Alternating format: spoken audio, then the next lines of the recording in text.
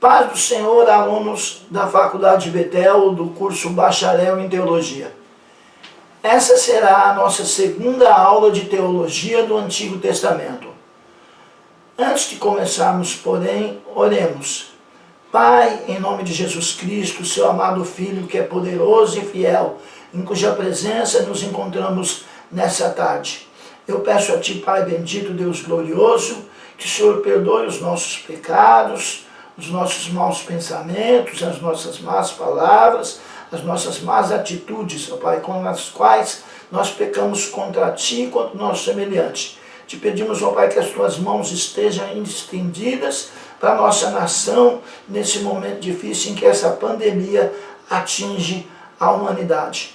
Pai Santo, Deus Todo-Poderoso, eu te peço, Senhor, com relação a essa aula, que o Senhor nos ajude, ó Pai, para que nós possamos aprender a Sua palavra e guardarmos no nosso coração, para não pecarmos contra Ti e para servirmos a Ti melhor, Papai. É o que eu te peço nessa tarde e te agradeço em nome de Jesus Cristo. Teologia Bíblica do Antigo Testamento, segunda aula. Você lembra dos principais pontos da nossa primeira aula?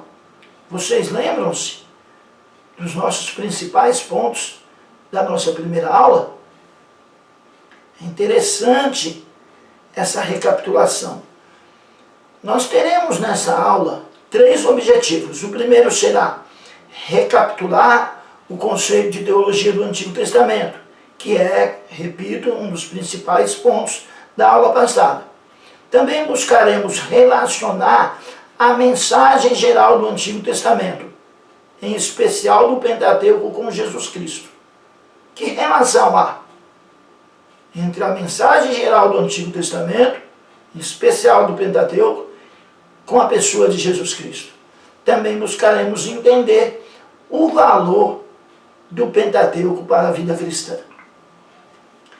Pois bem, recapitulemos então o conceito de teologia do Antigo Testamento. O conceito de teologia do Antigo Testamento está diretamente ligado ao conceito de teologia. Se teologia, por definição, é o estudo de Deus e de sua revelação ao homem, logo, teologia bíblica do Antigo Testamento é o estudo de Deus e de sua revelação ao homem no Antigo Testamento. Pois bem, o Antigo Testamento ele tem uma mensagem geral que nós precisamos conhecer.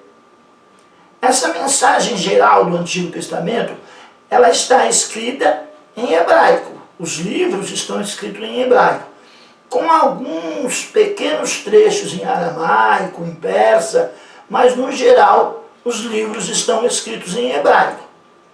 Essa mensagem geral do Antigo Testamento, ela nos mostra a criação do universo e do homem, nos mostra a queda do homem e as suas consequências, e nos mostra, após a queda do homem, Deus buscando de volta a sua criatura.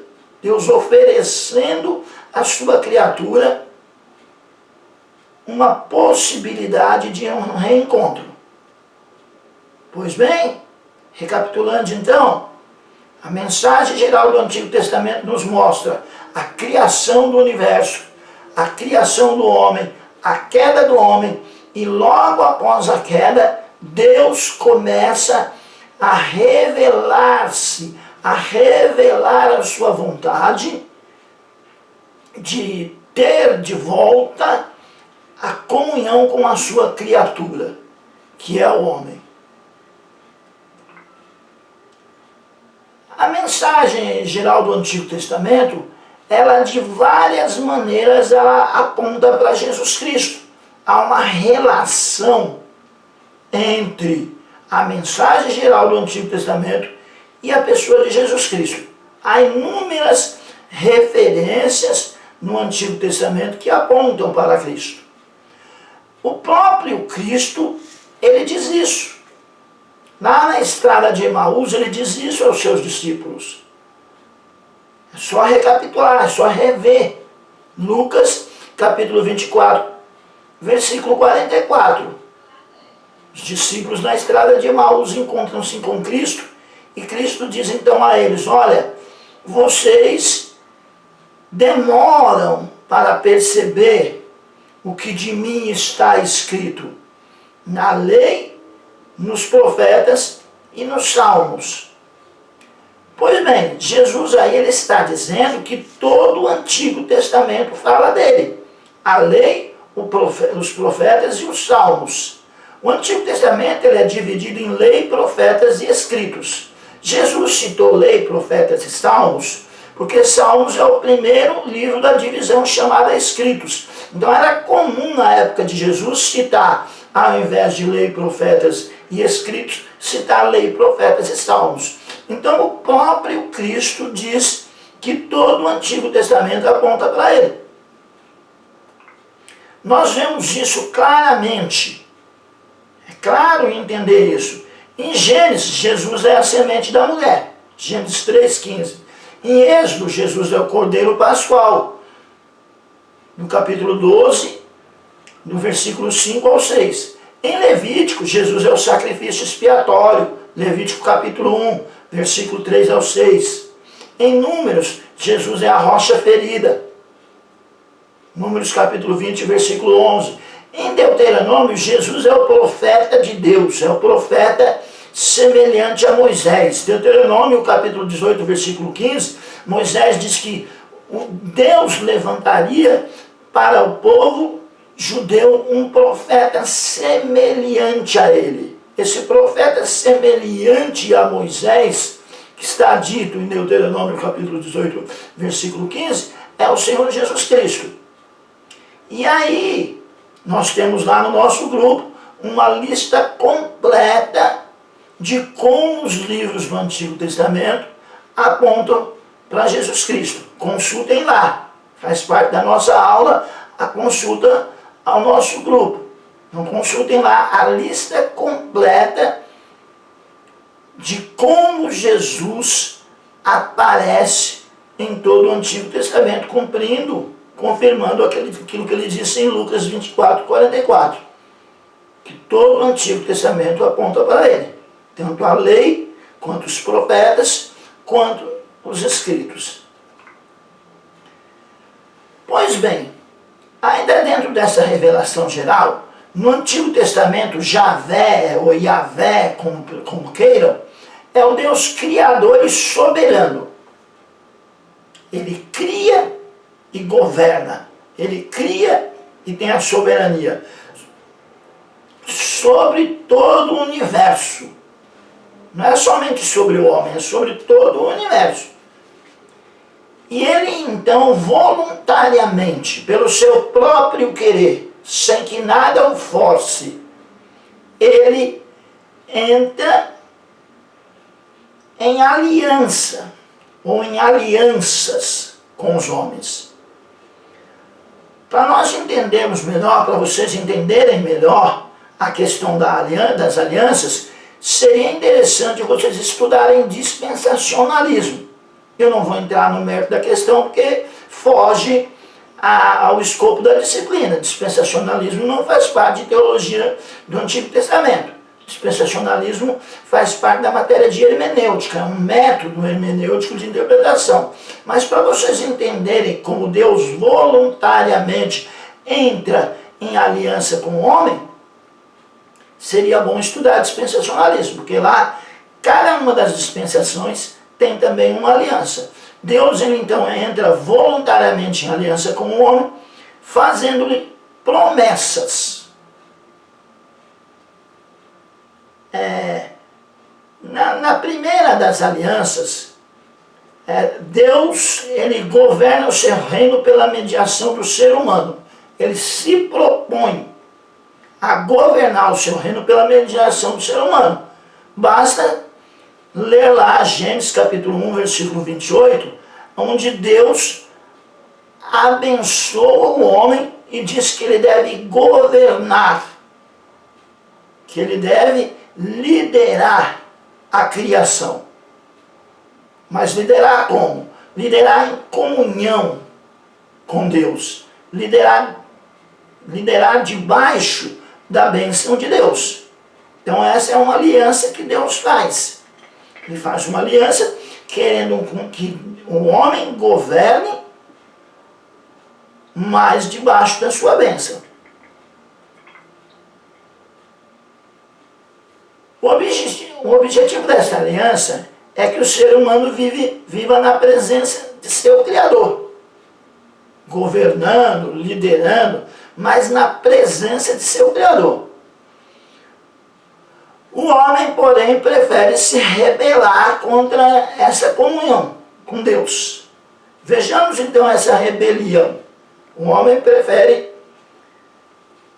ao invés de ter prazer na aliança com Deus, ele prefere rebelar-se contra essa comunhão. Vejamos o que diz o texto de Gênesis capítulo 3, versículo de número 16. E a mulher disse: multiplicarei grandemente a dor. E a mulher disse: multiplicarei grandemente a tua dor e a tua conceição. Com dor terás filhos, e o teu desejo será para o teu marido. Por quê? Porque o homem, ele preferiu rebelar-se contra Deus. Preferiu rebelar-se contra Deus. Aí então vem a sentença. Deus começa a sentenciar. Ele diz que a mulher teria filhos com dor de parto. O homem ganharia o pão de cada dia com o suor do seu rosto. E aí nós vemos então o rompimento da aliança, o rompimento da comunhão por conta da queda do homem. Mas já desde o princípio, Deus ele começa a prover meios de reconciliação para que o homem pudesse voltar para ele. O homem faz para si folhas de figueira para cobrir a sua nudez. O homem começa a buscar subterfúgios. Ele faz para si folhas de figueira para cobrir a sua nudez. Deus, então, ele dá o primeiro passo na provisão. Aquelas folhas de figueira, elas iriam deteriorar-se com o tempo, com o sol, com as intempéries que viriam. Deus, então, mata um animal, sacrifica um animal, e da pele desse animal, ele cobre a nudez do homem. Isso já começa a apontar para Cristo. Gênesis capítulo 3, versículo 15, aponta para Cristo. Diz que da semente da mulher haveria de nascer um que pisaria a cabeça da serpente. Agora, no ato de Deus matar esse animal, sacrificá-lo para cobrir a nudez do homem, aponta para o sacrifício de Cristo. Deus fazendo provisão, mostrando que o homem não pode salvar-se, que o homem não pode cobrir os seus pecados. Deus faz o primeiro sacrifício, mata um animal, cobre a nudez do homem, e isso já começa a apontar para Cristo, mostrando que o homem prefere rebelar-se contra Deus. E Deus, por sua vez, provê meios para a reconciliação entre o Criador e a criatura. E de várias maneiras Deus vai buscando esta comunhão. E alguns homens tiveram comunhão com Deus, mesmo nesse quadro caótico. Nós vemos que a Bíblia nos fala de Enoque. Diz que Enoque andou com Deus, até que Deus para si o tomou. A figura de Enoque andando com Deus e sendo por ele tomado, aponta para Cristo, aponta para a igreja. para aqueles que creem em Cristo, que andam com Deus por meio da pessoa de Cristo, que é o mediador entre Deus e os homens. Assim como Enoque andou com Deus, a igreja, por meio de Cristo, também anda com Deus. Enoque foi tomado para estar para sempre com Deus, a igreja também será tomada para estar para sempre com Deus. Então Deus, ele vai revelando-se ao homem. Em Gênesis capítulo 12, versículos 1 ao 3, nós temos a chamada de Abraão. Deus chama Abraão, faz com ele uma aliança, promete a Abraão que nele seriam benditas todas as nações da terra. Então promete cuidar dele, para que dele venha um reino de sacerdotes, venha um reino de intercessores, um reino de pessoas, uma nação que mostraria para as demais nações o caminho do reencontro com Deus. E aí nós vamos caminhando na revelação do Antigo Testamento. Nós percebemos que os descendentes de Abraão, que Israel falhou em ser essa nação sacerdotal. E aí o Novo Testamento diz que agora a igreja é essa nação sacerdotal. É esse povo chamado para anunciar as virtudes daquele que nos tirou das trevas para a sua maravilhosa luz. Naquilo em que Israel falhou, a igreja, formada agora de gentios e de judeus, a igreja formada dos povos de toda a terra, é que deve ensinar a humanidade a caminhar de encontro com Deus.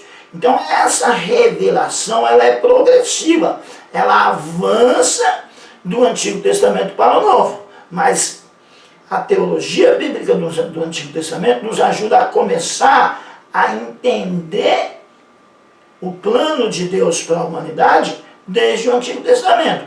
Então Deus, a partir do capítulo 12, ele deixa de lidar com a humanidade como um todo e passa a lidar com um povo escolhido em Abraão.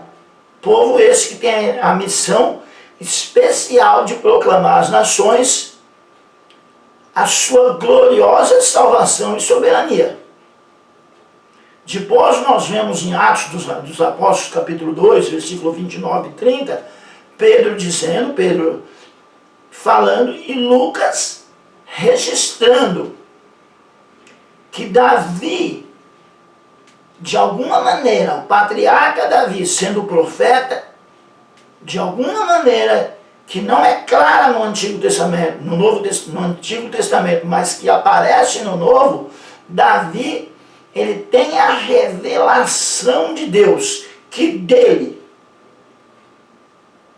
Davi, se Davi é judeu, então do povo judeu, veria o Messias.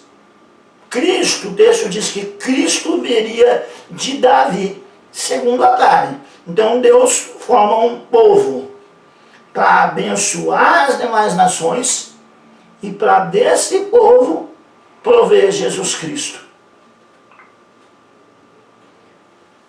Pois bem, uma questão bastante complexa em teologia do Antigo Testamento é a questão do método. Qual o método correto de se estudar a teologia do Antigo Testamento? Se você consultar o nosso material de estudo, você verá que temos aí uma dezena de métodos diferentes de se estudar a teologia do Antigo Testamento. Não há um consenso entre os teólogos do Antigo Testamento qual seria o melhor método. Nós, por nossa vez, nós vamos adotar nessa aula, nas nossas aulas, um método chamado método da nova teologia bíblica. Já que não há um consenso, nós optamos pelo método da nova teologia bíblica. Como seria esse método? Esse método aborda a relação entre o Antigo e o Novo Testamento. Estuda a teologia bíblica fazendo essa abordagem da relação entre o Antigo e o Novo Testamento. Segundo esse método, é possível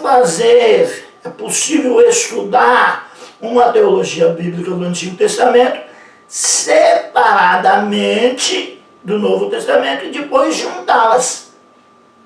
Segundo esse método chamado Nova Teologia Bíblica, é possível fazer isso.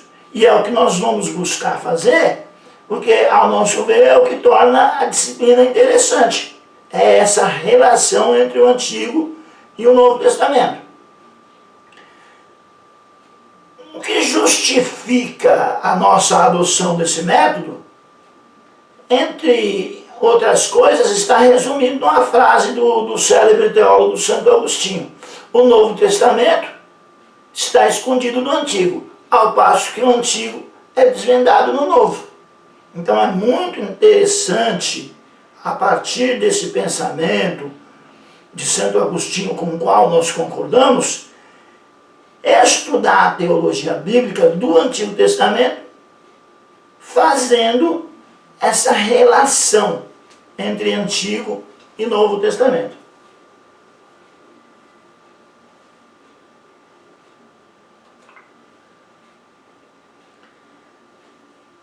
Pois bem, escolhido então esse método, que faz essa relação entre teologia do Antigo Testamento e teologia do Novo Testamento, vamos olhar para a teologia do Pentateuco, a teologia dos 5 primeiros livros da Bíblia. Pois bem, a palavra Pentateuco, ela vem do grego pentateuchos, que significa 5 volumes. 5 volumes, pentateuchos, dá origem à palavra Pentateuco, 5 volumes. Diz a respeito às vasilhas, aos estojos, onde eram guardados esses rolos. 5 volumes, Pentateuco.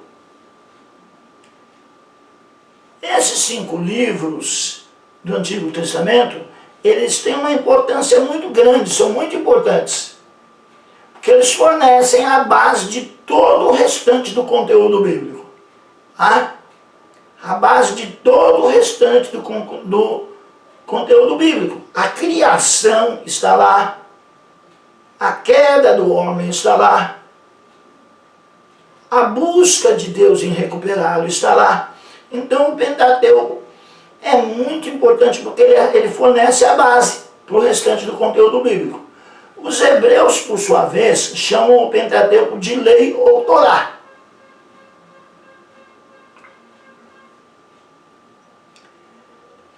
Pois bem, é importante para conhecer a teologia do Pentateuco, conhecer o seu autor. Conhecer o seu autor. Quem é o autor do Pentateuco? O autor do Pentateuco é Moisés.